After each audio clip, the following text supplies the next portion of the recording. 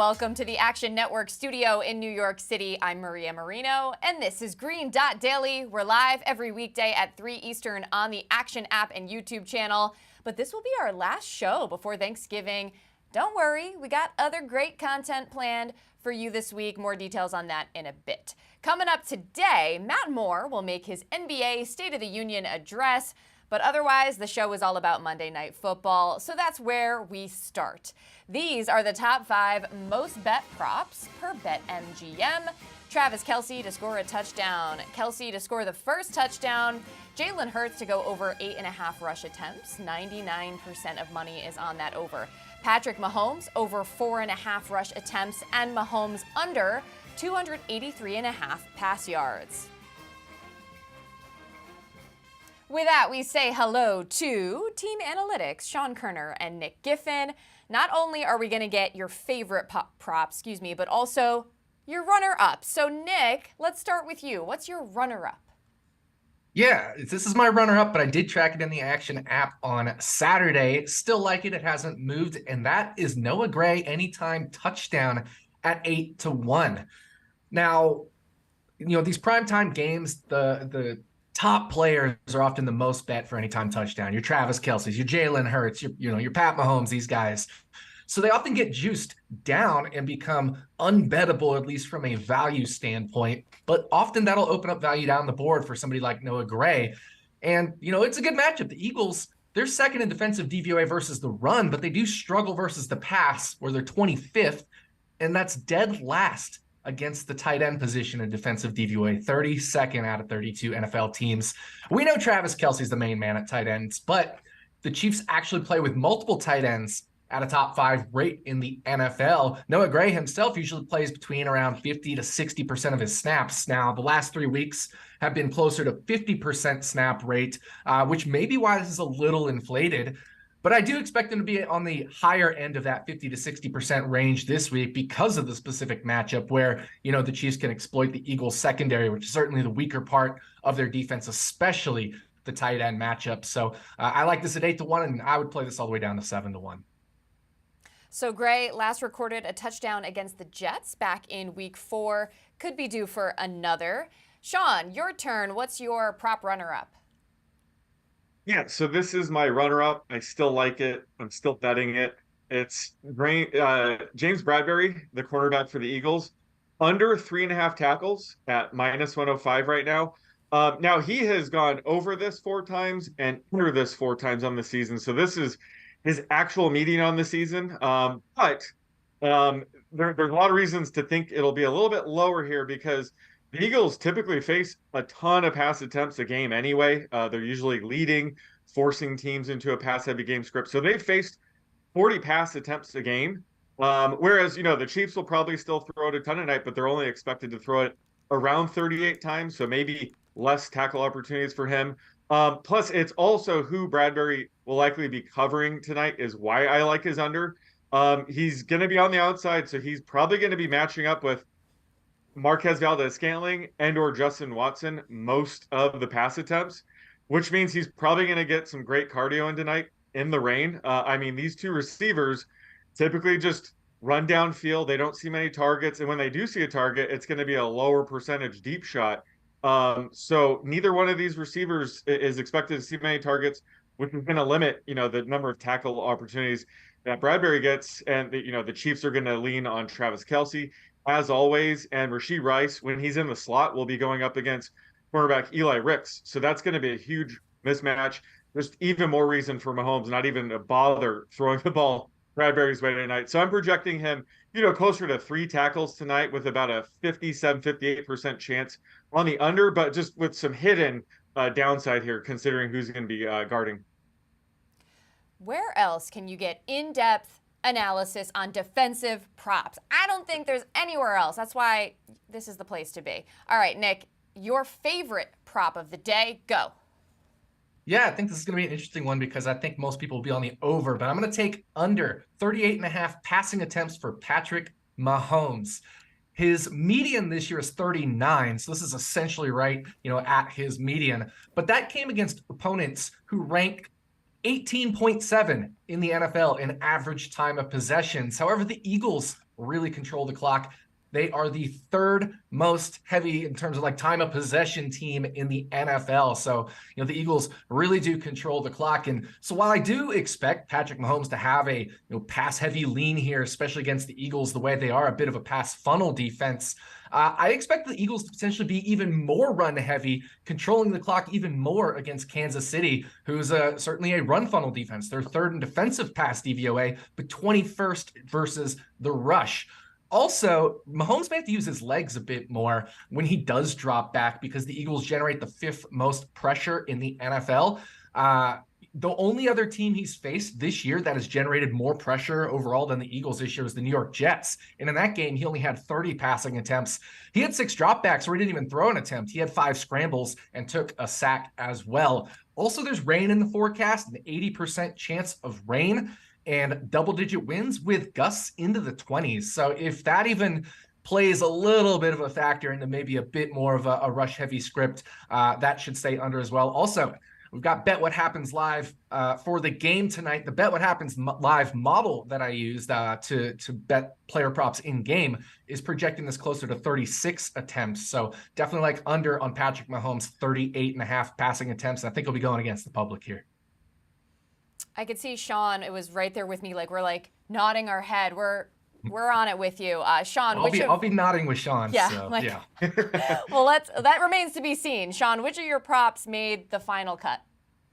No, I think Nick definitely likes this one too. But it's DeAndre Swift, his longest reception to go under 10.5 yards at -110. This just isn't a prop that Swift typically clears. He's only gone over this in 3 of 9 games on the season. He's actually only caught 1 pass that's gone beyond 11 yards on the season. And, in the Eagles' last game back in week 9, Kenny Gainwell saw an increase in usage in the pass game at DeAndre Swift's expense, of course. Swift's routes run rate at 44% was the lowest since week 1. So that's a very concerning trend for his, pass game usage.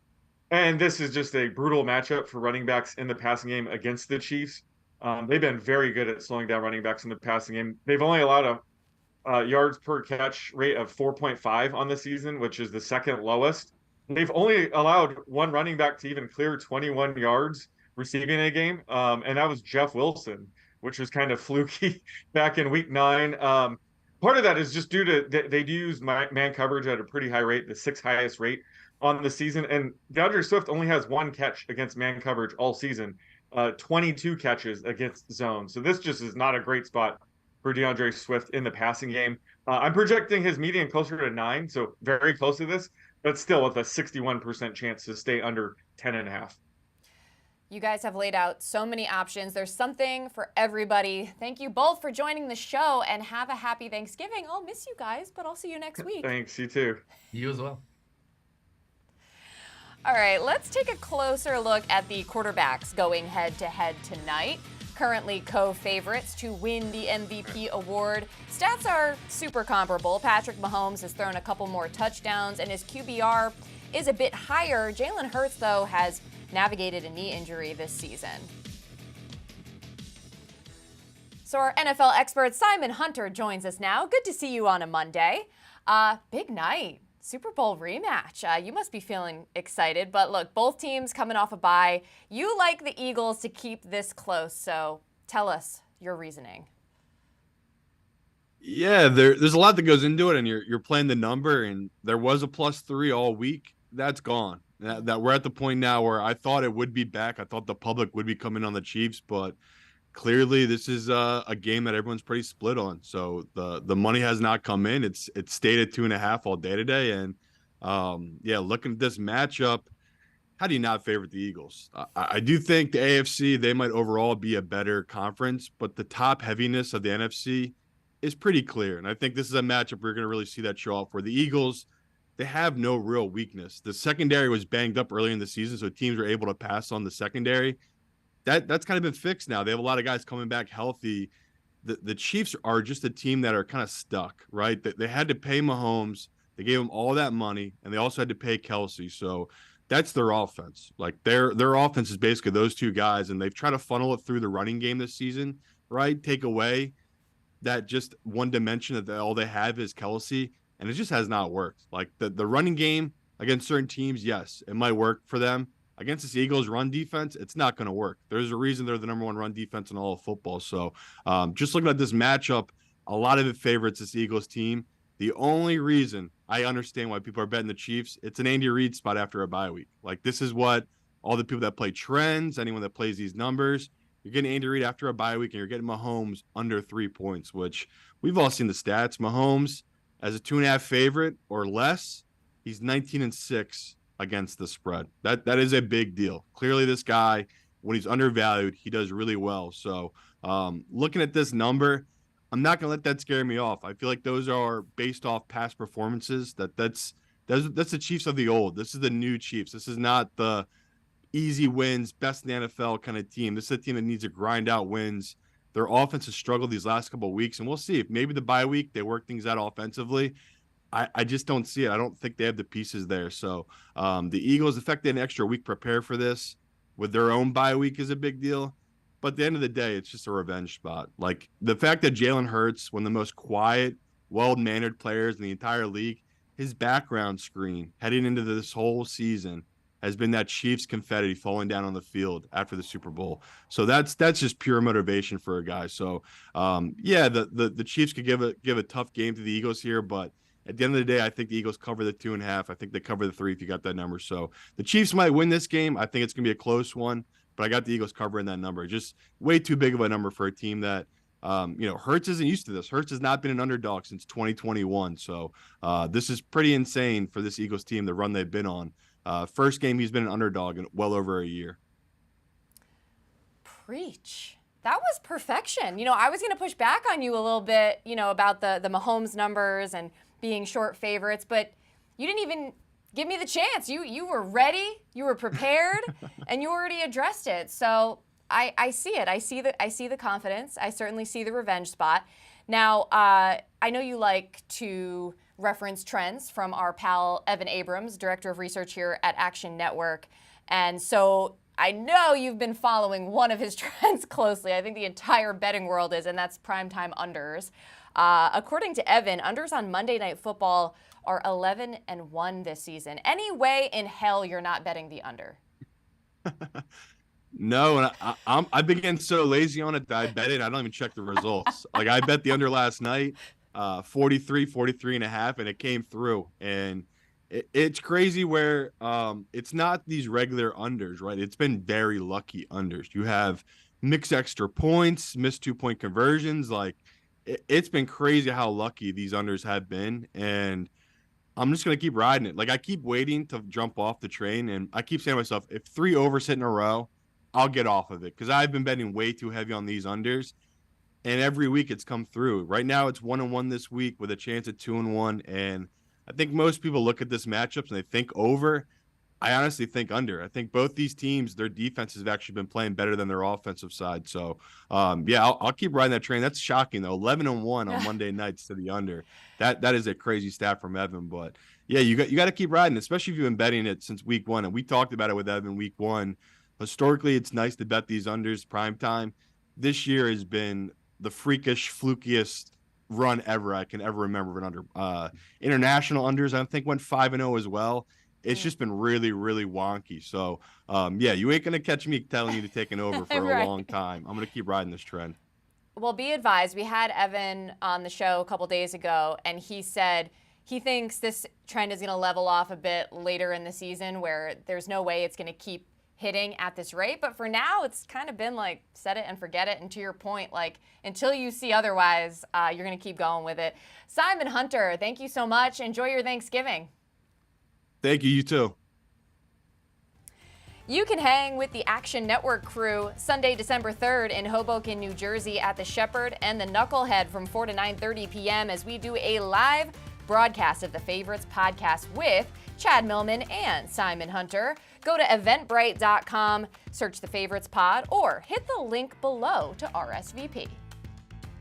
Here are my 2 touchdown score picks for Eagles Chiefs, brought to you by the Action Network app. And my first pick we're going to go with Devontae Smith. I grabbed his touchdown odds at plus 240. Now, he's got 4 touchdowns this year, 1 in each of the last 2 games.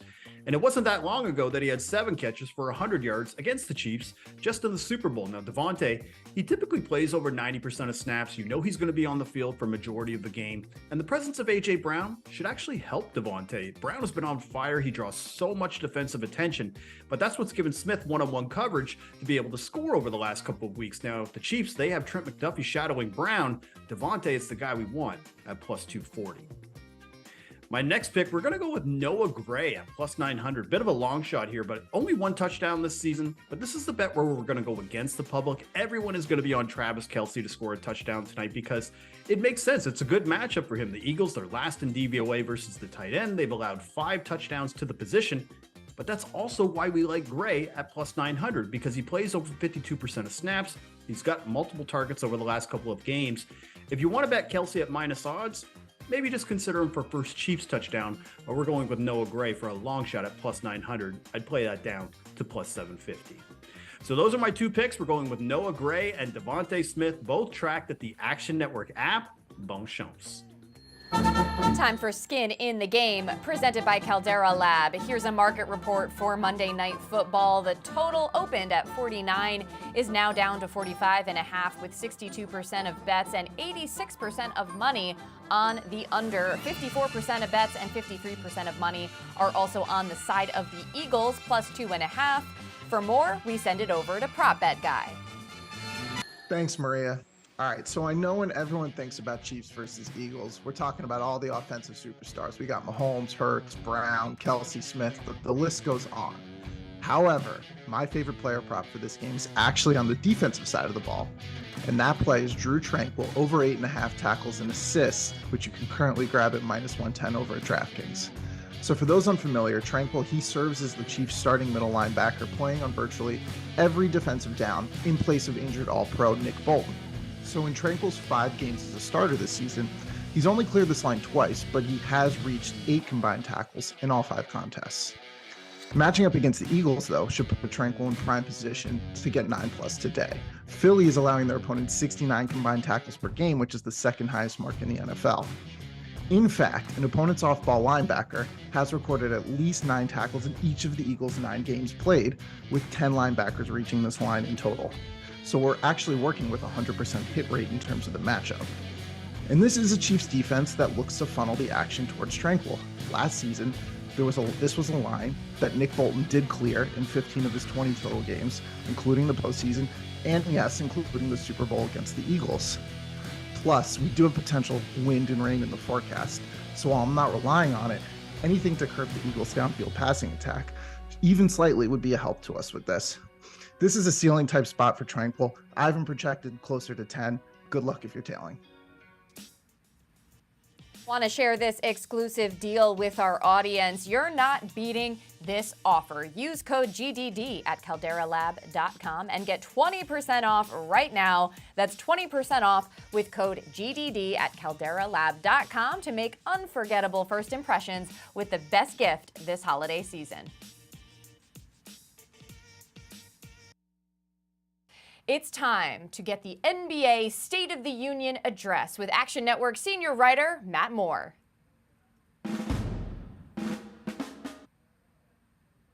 My fellow NBA fans, welcome back to another State of the Union. I'm glad to be with you and to be your president for this little address. Let's talk about what's strong with the Union this week, and that is going to be the Oklahoma City Thunder. The Thunder, 10-4, are now at the top of my NBA power ratings. I had to manually downgrade them 2 points, pulling back on them like Nikola Jokic on horses in the offseason just to get them tied with the Boston Celtics for the best team in the league. They're coming off dynamic wins versus the Blazers, which they absolutely poured it on, and a great overtime win versus the Golden State Warriors featuring a Chet Holmgren turnaround 3 to force overtime.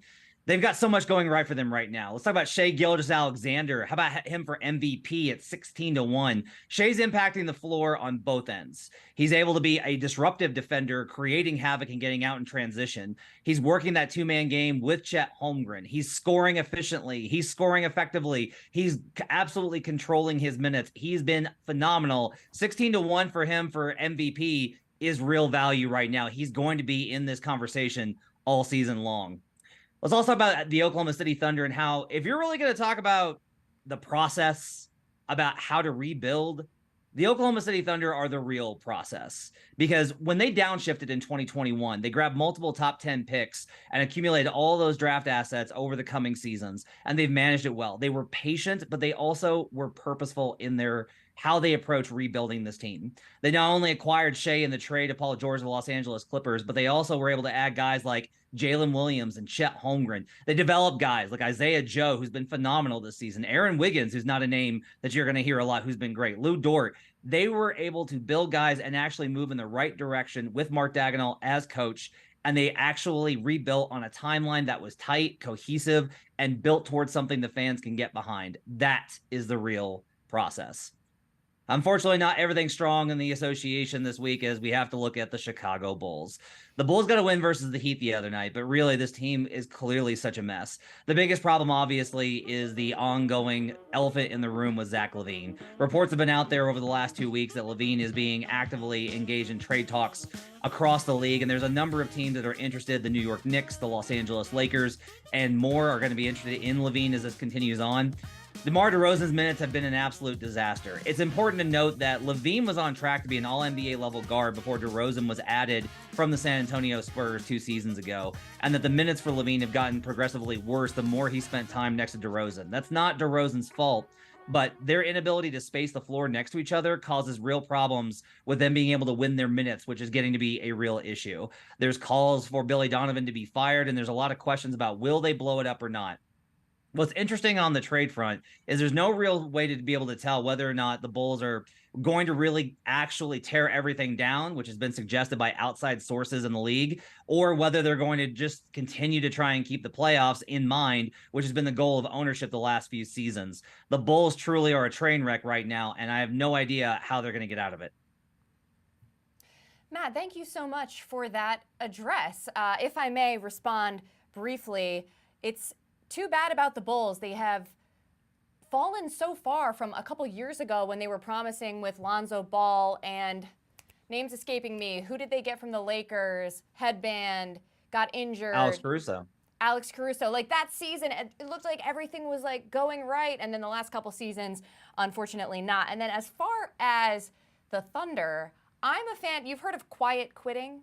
I've made a transition where now I'm referring to what the OKC Thunder are doing as quiet tanking. I prefer that greatly to what we saw in Philadelphia, who I feel like the amount of seasons that Philadelphia fans had to endure horrible basketball, like, to me, that will never be worth it unless, of course, they can win a championship. But that's my response to your State of the Union. Any final thoughts from you at the buzzer? Yeah, let's talk about Dallas real quick before we get out of here. Dallas fell to 1-3 when they lost to the Kings on Sunday night. They're 1-3 versus teams over 500. They're 8-2 versus teams under 500 straight up. The real key kind of lesson here is that Dallas is going to be a team that you want to look for in advantageous spots versus weaker opponents this season. That's what their win profile is shaping up as. 1-3 is a small sample for sure, but we're also kind of seeing that teams that are competent and have the talent to attack them are able to kind of dominate and destroy them. They haven't been able to hang with the Kings. They haven't been able to hang with the Nuggets. The one win was versus the Magic, where they had to come back when the Magic were missing 2 starters. Not great. This doesn't mean that the Mavs are going to miss the playoffs, though, unless, they choose to, unless they quit again. But if they just continue to play, they're going to make the playoffs fine. But don't get fooled by teams like this when you're looking at long-term postseason futures. This is a regular season futures only play on the Dallas Mavericks. You should not be looking at this team for the playoffs, no matter how great Luka is. Action Network senior writer Matt Moore, once again, we appreciate your State of the Union. Enjoy your holiday. We'll talk to you again next week. God bless you. And God bless the NBA. As mentioned, no GDD the remainder of the week, but check out what else we have in store for you at Action Network. On Wednesday, special Thanksgiving editions of Action Island and the Power Hour starting at 4 p.m. Eastern. Then on Thursday, Bet What Happens live at halftime of the Washington, Dallas, and 49ers Seahawks games. Remember, any picks we give out here on the show, you can easily reference by following Green.Daily in the Action app. We keep track so you don't have to. That's going to do it for Green.Daily. I'm Maria Marino. Thanks so much for watching. Have an amazing Thanksgiving holiday, and I'll see you back here Monday at 3 Eastern on the Action Network YouTube channel and the Action app.